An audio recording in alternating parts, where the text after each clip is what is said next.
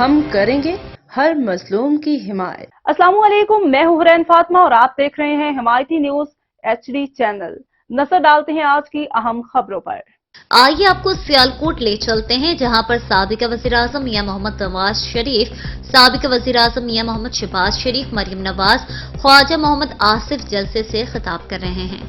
अभी शहबाज शरीफ साहब ने आपसे कंप्यूटर लैपटॉप की बात की है और आपसे टेक्नोलॉजी की बात की है, इंफॉर्मेशन टेक्नोलॉजी की बात की है, आईपैड की बात की है। वो सब कुछ इंशाल्लाह आपको मिलेगा और शहबाज शरीफ साहब ने पहले भी आपको दिया है और आइंदा हम हर नौजवान तक पहुंचने की कोशिश करेंगे, चाहे वो बच्ची है चाहे वो बच्चा है, सब तक पहुंचने की कोशिश करेंगे।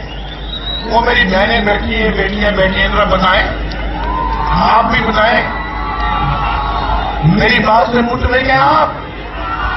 हाथ खड़ा करके बताएं।